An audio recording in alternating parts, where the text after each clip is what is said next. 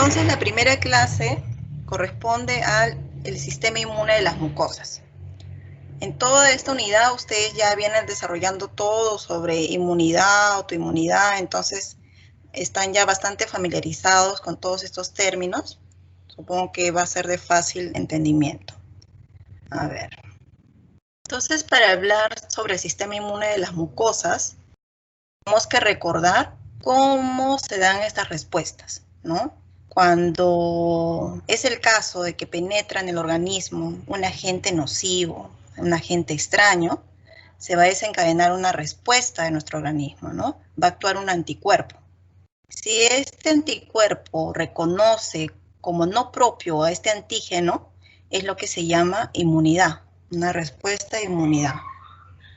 Y si por el contrario lo reconoce el antígeno como propio, entonces no se producen los anticuerpos.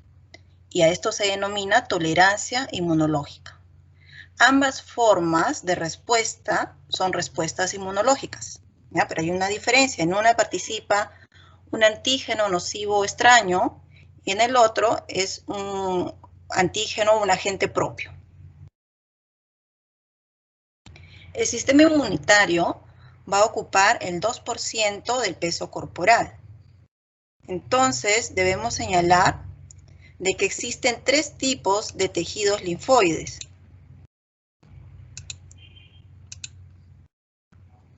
El encapsulado, que está bien estructurado, que corresponde a los ganglios linfáticos, al vaso y al timo. El no encapsulado, que también está bien estructurado, que corresponde a las amígdalas y a las placas de Peyer. Y al sistema inmune difuso y orgánico no encapsulado, que corresponde a todo el tejido linfoideo que está asociado a las mucosas, que se denomina con la abreviación de MALT. Tejido linfoideo asociado a las mucosas.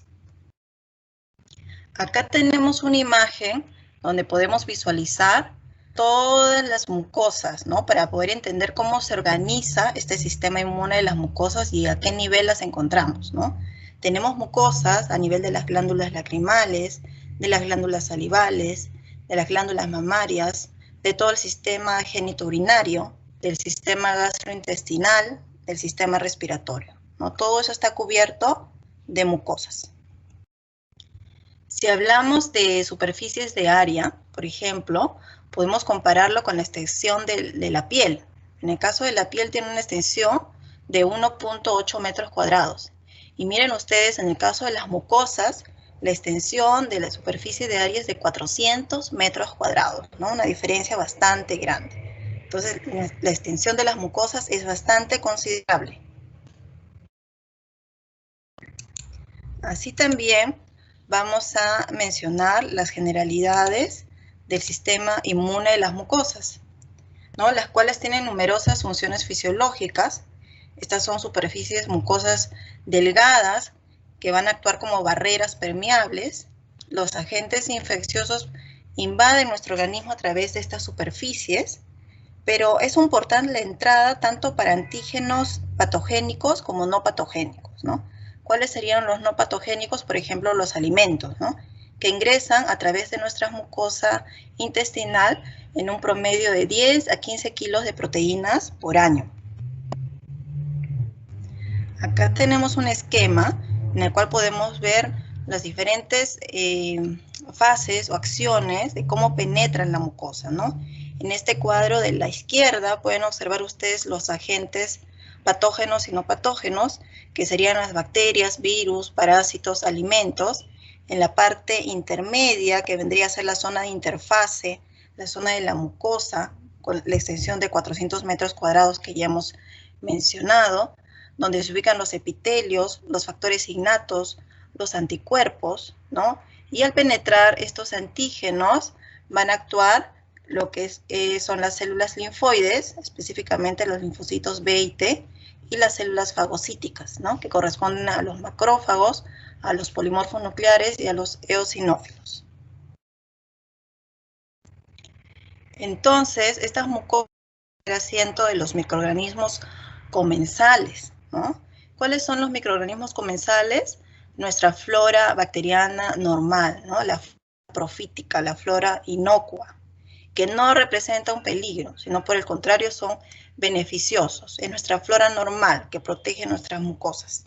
En el caso del intestino grueso, se posee 1000 especies de microorganismos diferentes.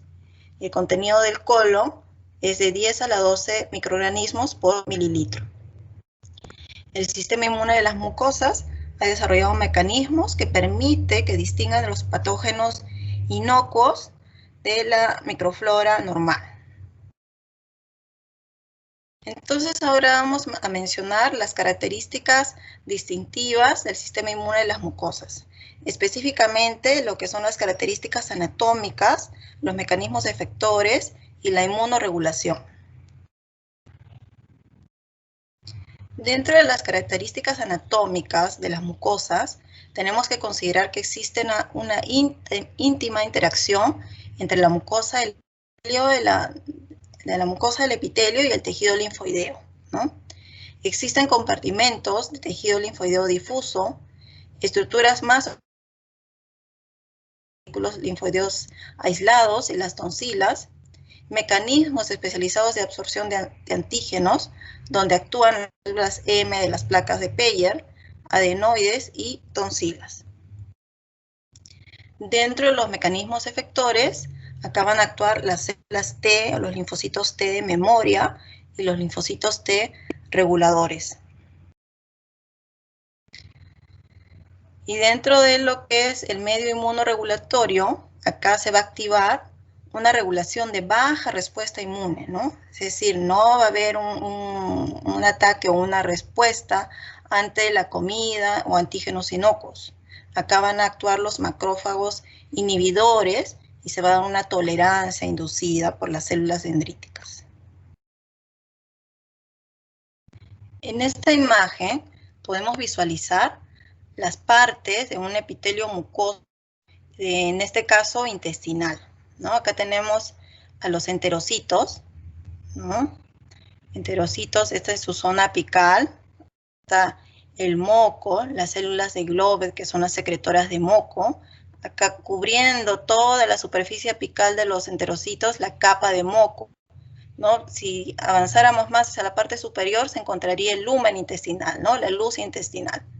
Acá tenemos a los linfocitos intraepiteliales, entre las células de los enterocitos, la membrana basal, por debajo de la membrana basal, que se ubica la lámina propia.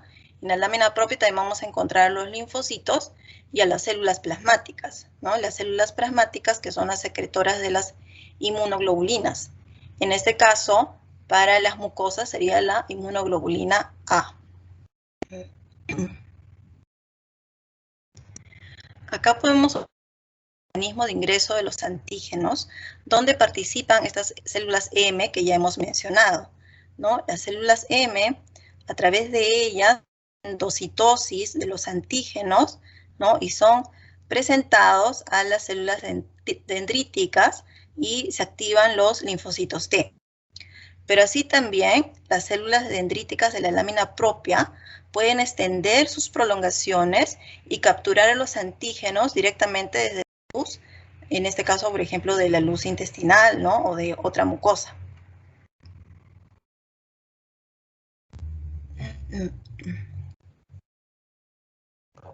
Cuando se da esta presentación de antígenos en las mucosas, se va a dar una reacción de tráfico de linfocitos, ¿no? Va a haber una reacción bastante importante, ¿no? Donde se van a dirigir todos los linfocitos hacia las mucosas y esto va a dar una reacción de inmunidad protectora a nivel ya de todas las mucosas, ¿no? Va a quedar como una respuesta de memoria.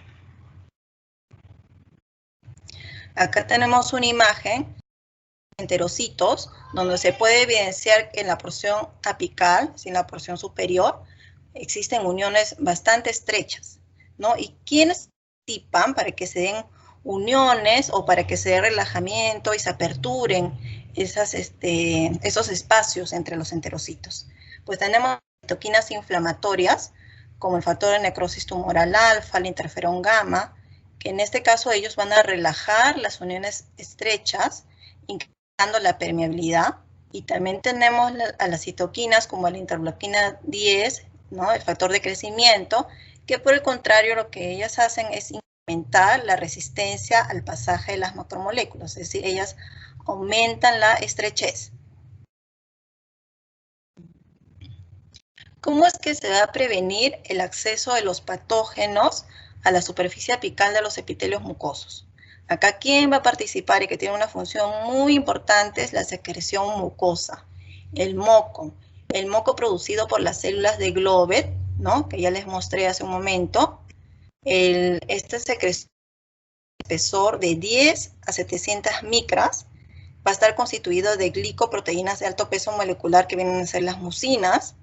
Estas mucinas se integran a la cara apical del epitelio junto a enzimas degradativas, ¿no? Entonces, todo este espesor de secreción mucosa evita que traspasen los patógenos, ¿no? Los agentes nocivos. Entonces, dificulta el acceso del patógeno a la célula epitelial, barre el patógeno al exterior, ¿no?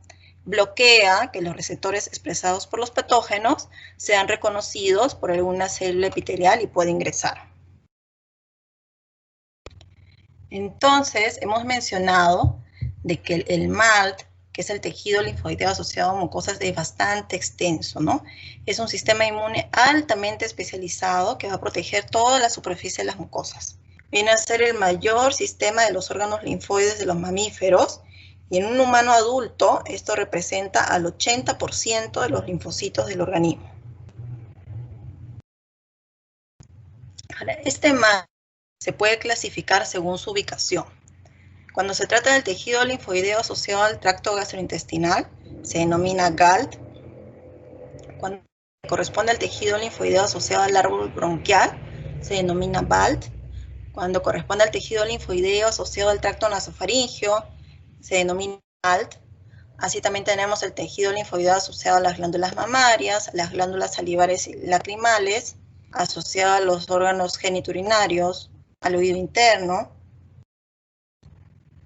Acá podemos observar los tejidos organizados del GALT, ¿no? Del tracto gastrointestinal, ¿no? Donde vamos a poder encontrar las placas de Peyer en el intestino delgado, encontramos el apéndice, folículos linfoideos del intestino delgado y del intestino grueso. Así también participan las amígdalas palatinas, amígdalas linguales, adenoides en la garganta y nódulos linfáticos mesentéricos. Acá en esta imagen podemos observar, ¿no? Toda esta parte blanca superior es el lumen intestinal, este borde rojo es el epitelio intestinal, las células, los enterocitos. Miren ustedes que entre las células están los linfocitos intraepiteliales. Acá en la parte base de este epitelio, donde está la lámina propia, también encontramos linfocitos, los linfocitos de la lámina propia, que también les mostré en una fotografía anterior. Y así también tenemos que considerar de que nuestro cuerpo, nuestro sistema, tienen defensas innatas, ¿no? Defensas innatas de las mucosas. ¿Y quiénes comprenden esta defensa innata? Las barreras físicas y químicas, las células fagocíticas y las citoquinas. ¿Quiénes corresponden a las barreras físicas y químicas? Viene a ser la barrera mecánica, la barrera química y la barrera microbiológica. Dentro de la barrera mecánica se considera las células epiteliales de todas estas mucosas, a los fluidos, ¿no? Por ejemplo, en el tracto gastrointestinal, a los movimientos de los cilios, ¿no? Como en el caso de los pulmones, ¿no? Los cilios nasales, las lágrimas, ¿no? De los ojos, ¿no? De la mucosa de las conjuntivas.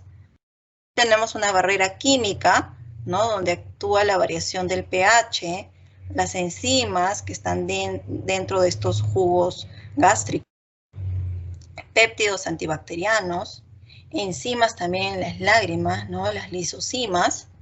Y por último, dentro de la barrera física-química, también flora normal, ¿no? La flora normal microbiológica, que se denomina como flora comensal o flora saprofítica. Así también considerar las células fagocíticas y a las citoquinas, que son producidas por los linfocitos. Entonces, ¿cómo es el acceso de los patógenos a la superficie apical de los epitelios mucosos, ¿no? Esto se da a través de 5 pasos. Primero, ¿no?, que acabamos de explicar, esta secreción mucosa que tiene un gran espesor y que es la primera barrera, ¿no? Luego actúan los factores químicos,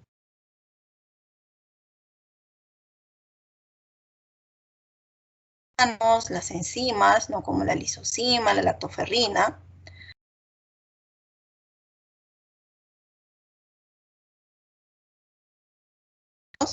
Las oscilaciones de los cilios, los movimientos peristálticos en el caso del tracto gastrointestinal. En el paso 4 actúa la flora normal, ¿no?, la flora comensal, y en el paso 5 la secreción de la inmunoglobulina A, ¿no? Entonces acá tenemos en esta imagen el lumen, teniendo a ver de ejemplo que fuera la luz intestinal, ¿no? El lumen intestinal, la capa externa del moco, ¿no?, donde vamos a tener bacterias saprofíticas, la capa interna del moco, ¿no?, que está constituido por mucinas. Acá están las células de Globe que secreta el moco, las células de los enterocitos. Acá en la parte basal del epitelio está la lámina propia, donde se ubican las células plasmáticas. También encontramos linfocitos por acá. Las células plasmáticas que secretan la inmunoglobulina A, la inmunoglobulina A que migra hacia la parte apical del epitelio. Entonces, ¿cuáles son las funciones de las células de la lámina propia, ¿no? Acá tenemos una imagen, el lumen, el epitelio, que es este borde, y acá en esta parte interna es toda la lámina propia donde vamos a encontrar los linfocitos. Entonces acá tenemos a los linfocitos CD4, que corresponden a las células T efectoras y de memoria, aquellas que van a secretar citoquinas, que pueden colaborar con la producción también de la inmunoglobulina A. También tenemos a las células regulatorias, que evitan la reacción de hipersensibilidad a los antígenos, como lo que puede ser comida o bacterias comensales. Y otro tipo que encontramos son los linfocitos TSD8. Estos secretan citoquinas y exhiben una actividad citotóxica, ¿no? En este cuadro podemos comparar diferentes resultados ante la exposición intestinal a antígenos patógenos y antígenos no patógenos, ¿no? Ante antígenos patógenos se da una respuesta inmunitaria protectora y ante los no patógenos una tolerancia oral, ¿no? Entonces, en la columna de la izquierda tenemos antígenos patógenos que serían bacterias, virus, toxinas, ¿no? Acá se va a dar una secreción de globulina A, vamos a encontrar anticuerpos presentes en el suero, se va a dar también una respuesta local y sistémica, ¿no?, con la formación de células T de memoria, y vamos a tener ante una reexposición, ¿no?, esta protección ya inmunitaria.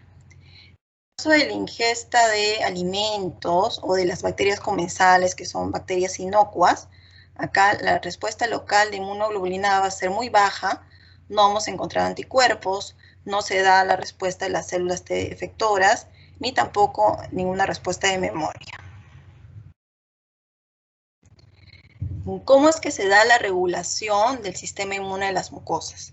Para que se dé esta regulación, tiene que existir una discriminación entre los antígenos que son inocuos y aquellos que son potencialmente dañinos, ¿no? Entonces se va a producir respuestas adecuadas a de respuestas leves frente a los comensales. Acá tenemos una imagen a la derecha, ¿no?, donde podemos comparar esta columna de la izquierda. Acá está ingresando bacterias comensales, ¿no? En la parte apical del epitelio están las bacterias comensales, ¿no?, la flora normal. Entonces, al ser flora normal, las células dendríticas. A ver, ¿quién está con su micrófono encendido? Por favor, para que lo apaguen. Gracias. Cuando son bacterias comensales o saprofíticas, tenemos a las células dendríticas acá que no van a reaccionar, no van a dar una señal para que se activen los linfocitos T. Al contrario, cuando tenemos células o microorganismos invasivos, patógenos, ¿no? Que ingresan, atraviesan este epitelio, las células dendríticas se activan, ¿no? Y emiten una señal muy fuerte que activan a los linfocitos TSD4, ¿no? Entonces hay una diferencia entre la inmunoregulación y la respuesta, ¿no?, inmunitaria de ataque, ¿no? Entonces, mencionado que la inmunoglobulina A es la que se va a encontrar en gran concentración a nivel de las mucosas, ¿no? Es la que va a actuar como sistema de defensa. Por lo tanto, tenemos que saber que esta inmunoglobulina predomina a nivel de secreciones externas, como lo que es la leche materna, saliva, lágrimas, moco de las vías bronquiales, de las vías geniturinarias y las vías digestivas. En el caso del suero, ¿no?, si está esta inmunoglobulina presente en muestra de sangre, en el suero, su presentación va a ser de monómero. En el caso de la inmunoglobulina que está presente en las secreciones, su presentación es de dímero o tetrámero. Este anticuerpo es dominante en el sistema inmune de las mucosas, ¿no? La de forma dimérica que acabamos de mencionar. Es producido por las células plasmáticas, ¿no?, que está alojado en las mucosas, ya lo hemos visto ahí ubicada en la lámina.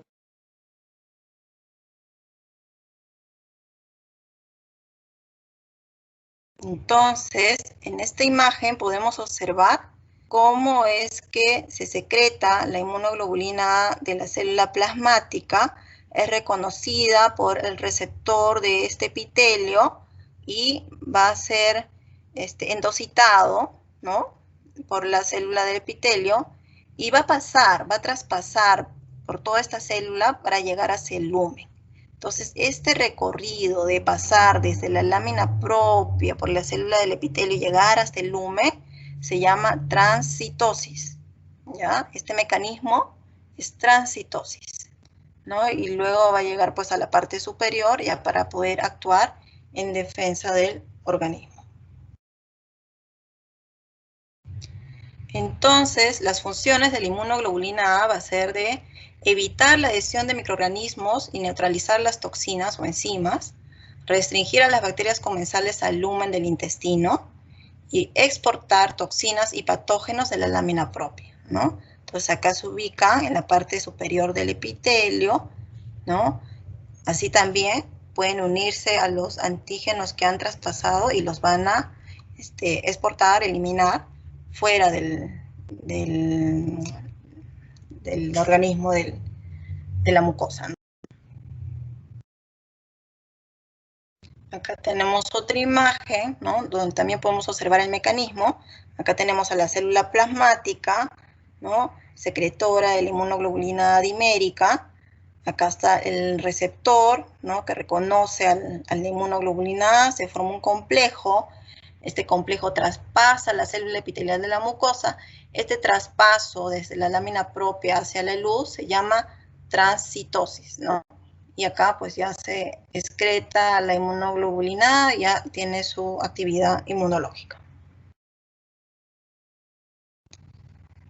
Así también, para que sepan la concentración de las inmunoglobulinas a nivel del suero, ¿no? En el caso de la tasa de biosíntesis diaria de las diferentes inmunoglobulinas, en el caso de la inmunoglobulina A de 66 miligramos por kilo de peso, la inmunoglobulina G de 34 miligramos por kilo, inmunoglobulina M de 8 miligramos por kilo, inmunoglobulina D de 0.4 miligramos por kilo, y la inmunoglobulina E de 0.0016 miligramos por kilo. Entonces, no sé si hay alguna pregunta hasta acá, porque ahora les voy a pasar unos videos sobre el sistema inmune de las mucosas.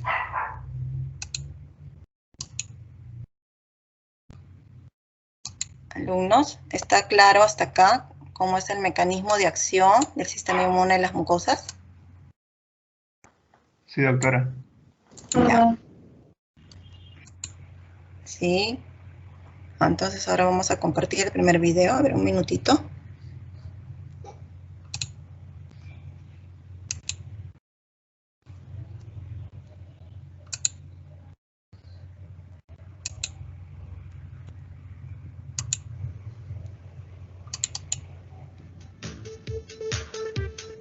confirman si se escucha. ¿Se escucha? ¿Se ve? Sí, doctora. Sí se escucha. Ya, gracias. La inmunología se encarga de estudiar la forma en que el organismo se defiende de los millones de patógenos con los que entramos en contacto día a día. Nuestro genoma dedica cerca de 1000 genes a la regulación del sistema inmune, el cual abarca un conjunto de células y moléculas responsables de mantener nuestra inmunidad.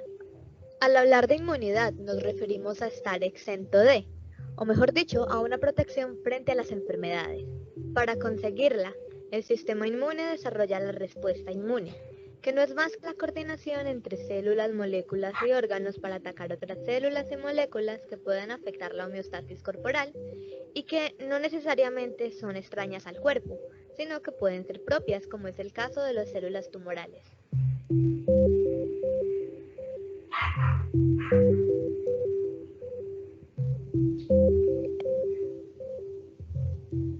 No obstante, el sistema inmune se caracteriza por preservar la tolerancia, que es la capacidad de las propias para no atacarlas. De otro modo, se podrían desarrollar procesos de autoinmunidad. Además de la autoinmunidad, la respuesta inmune puede tener otros efectos no deseados como las inmunodeficiencias, en las cuales el sistema inmune no es capaz de atacar a las moléculas o microorganismos extraños patógenos, y las alergias, en las cuales el sistema responde ante moléculas extrañas, inocuas o no patógenas. La respuesta inmune, que inicia de inmediato con el primer contacto con el agente patógeno, se conoce como inmunidad innata, mientras que la que se desarrolla cuando la primera no logra controlarlo o cuando éste entra por segunda vez, se conoce como inmunidad adquirida o específica. Evolutivamente, la inmunidad innata fue la primera en aparecer, y cada uno de nosotros nace con ella. Además de ser inmediata, se caracteriza por no ser específica, puesto que no diferencia la clase o especie del agresor y no deja memoria del encuentro con él. Esta inmunidad se compone por factores constitutivos, como la especie, la raza, la edad y la temperatura, barreras físicas como piel y mucosas, las células fagocíticas y natural killers, moléculas de reconocimiento y sistemas enzimáticos. La inmunidad adquirida, a diferencia de la anterior, inicia solo cuando las células presentadoras de antígeno, que son los macrófagos neutrófilos y células dendríticas, les presentan fragmentos del patógeno a los linfocitos. Tras reconocerlo, realizan una expansión clonal donde se dividen muchas veces hasta vencer al patógeno. Luego sigue una fase de contracción, donde el 90% de los linfocitos que sobraron mueren por apoptosis, dejando solo un 10% que irá a recorrer el cuerpo como linfocitos de memoria. Esta inmunidad es específica para cada patógeno y es llevada a cabo por los linfocitos B y T. Los linfocitos T se originan en médula y maduran en el timo para convertirse en células productoras de citoquinas, mientras que los linfocitos B se originan y maduran en médula y producen los anticuerpos.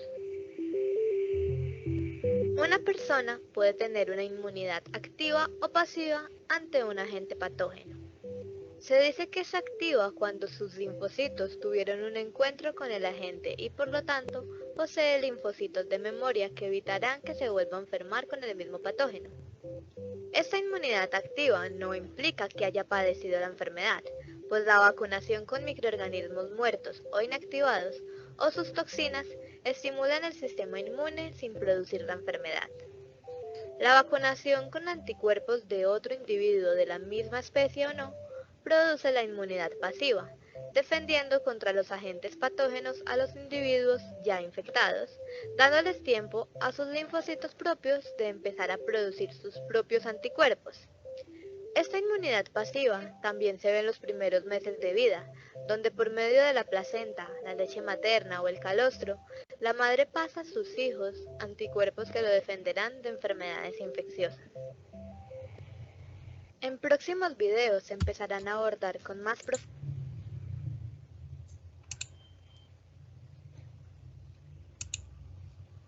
Ya, ahora les voy a compartir otro donde explica específicamente solo de las mucosas, ¿ya? Me confirma si el audio está correcto.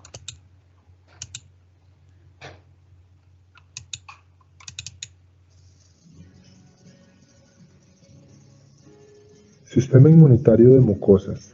La mucosa es una fina, húmeda y permeable capa de epitelio que permite la interacción del medio ambiente y el organismo. Por su fragilidad y permeabilidad, no es sorprendente que la mayoría de los patógenos invadan el cuerpo humano por esta ruta. Al mismo tiempo, las mucosas sanas están colonizadas por miles de especies de bacterias que viven en simbiosis con su huésped y se conocen como microbiota. En estas condiciones, se necesitan mecanismos inmunes que se adapten de tal manera que respondan efectivamente contra los microorganismos patógenos, pero también mantengan la tolerancia a la microbiota. Las superficies mucosas también son puerta de entrada para una amplia gama de antígenos extraños que no son patógenos.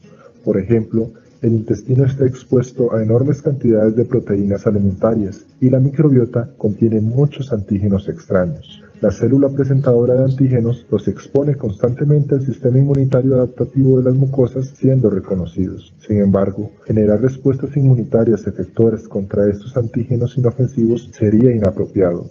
Se ha establecido la hipótesis que algunas enfermedades, como la enfermedad de Crohn y el síndrome de intestino irritable, son causa de respuestas inmunitarias aberrantes a este tipo de antígenos no patológicos. Estas células y estructuras inmunológicas presentes en las mucosas se denominan como tejido linfoide asociado a mucosas. Un ejemplo sería el tejido linfoide asociado a la mucosa gastrointestinal.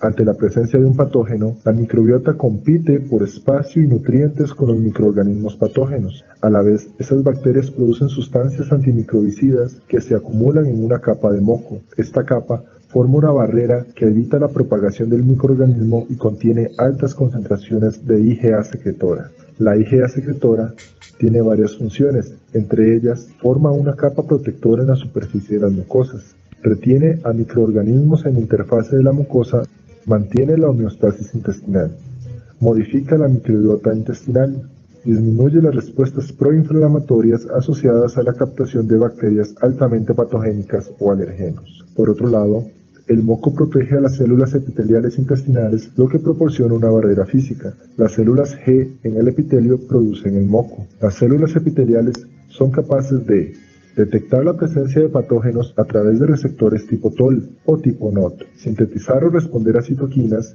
y sintetizar péptidos con capacidad antimicrobiana llamadas defensinas. En los epitelios intestinales simples, cuyos espacios intercelulares están sellados por uniones estrechas, los antígenos son captados preferentemente a través de áreas especializadas del epitelio asociado al folículo. Las células M transportan antígenos extraños desde la luz epitelial a los tejidos linfoides organizados de la mucosa. Estas células son importantes en el suministro de antígenos en las placas de Peyer, lo que permite contribuir con el desarrollo de la tolerancia oral. Se cree que las células M, en vez de procesar y presentar antígenos, los transporta a las células presentadoras de antígenos. Los antígenos son eficazmente endocitados o fagocitados y transportados intactos hacia el interior, donde son captados por las células dendríticas. Las placas de Peyer son agregados linfoides macroscópicos que se encuentran en la submucosa a lo largo del intestino delgado. Las placas maduras consisten en acúmulos de células B y áreas intercaladas de células T. Las células B vírgenes forman el centro germinal del folículo, en estrecho contacto con células foliculares dendríticas.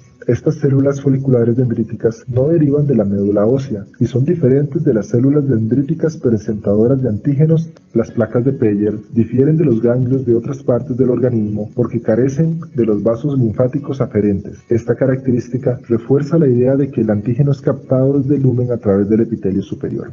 Finalmente, debajo de la capa epitelial o entre las células epiteliales se encuentran células relevantes de la respuesta inmunitaria, incluyendo células dendríticas, macrófagos y linfocitos T y B. Las células dendríticas expresan receptores tipo TOL en la superficie, con lo que detectan la presencia de microorganismos. En función del receptor usado, así será la polarización de la respuesta T, sea TH1 o TH2, que se produzca en la mucosa. Los macrófagos son uno de los leucocitos más abundantes en el intestino, especialmente en la lámina propia, y están presentes en todo el tracto intestinal de mamíferos. Estas células son altamente fagocíticas y tienen fuerte actividad bactericida, y sin embargo producen citoquinas antiinflamatorias, como la interleucina 10. Esto es de considerable importancia, ya que los macrófagos intestinales pueden, por lo tanto, fagocitar microorganismos sin que necesariamente se acompañe de una respuesta inflamatoria local. Además, esta población desempeña un papel... Ahí se cortó.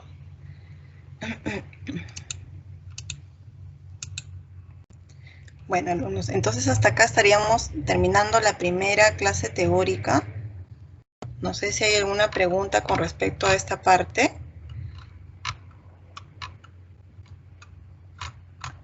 Acá es importante que recordemos